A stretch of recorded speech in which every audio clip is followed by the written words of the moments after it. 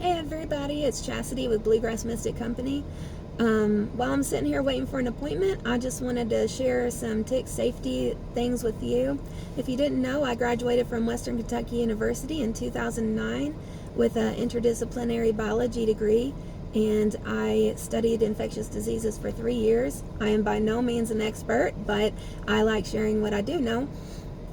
Whenever you get bitten by a tick, the most important thing to know is that you should physically remove the tick and make sure that you also get the head of the tick out. Sometimes when ticks have been attached for a long time, then the head can burrow more deeply, and that's why they always say make sure you get the head out.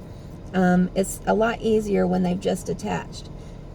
Why it's important to remove the tick physically instead of smothering it is because when you smother a tick, just like when anything starts to die, its systems start shutting down, and so then it regurgitates its stomach contents into the wound if it's still attached to you.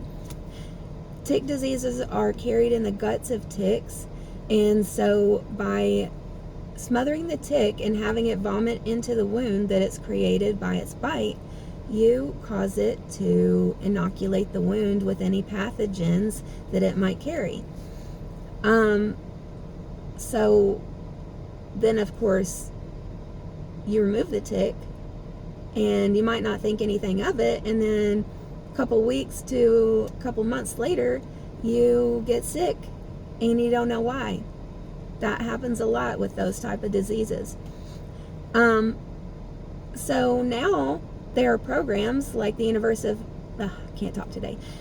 There are programs like at the University of Kentucky that have programs where you can send the tick off to have the tick tested to see if it carries a pathogen. They cannot diagnose you with any condition, but what they can do is see if a pathogen was present.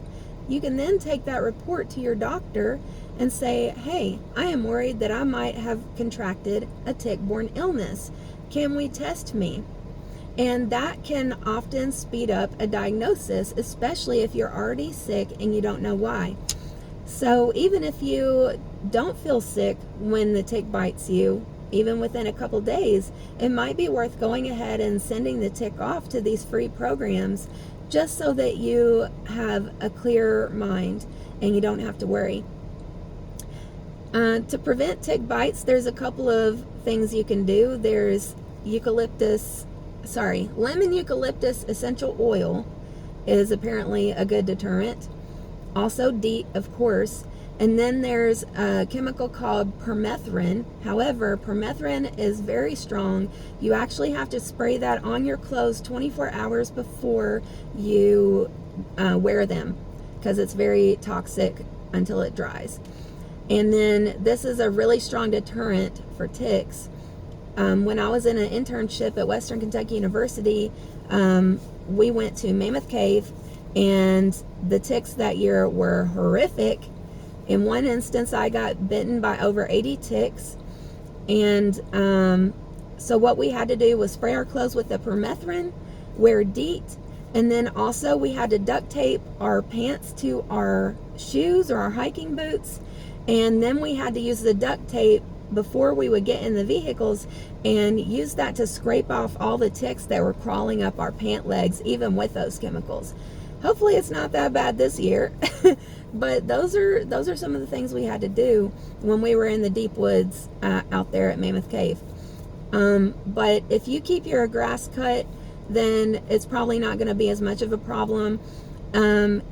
Opossums are very beneficial. They eat like 5,000 ticks in a day. Don't kill them. They're like one of the most beneficial species in eradicating ticks. So try and make sure that you don't kill any possums, even though they look scary. They're actually very helpful. So anyway, hopefully that helps. And good luck out there. Thanks for watching.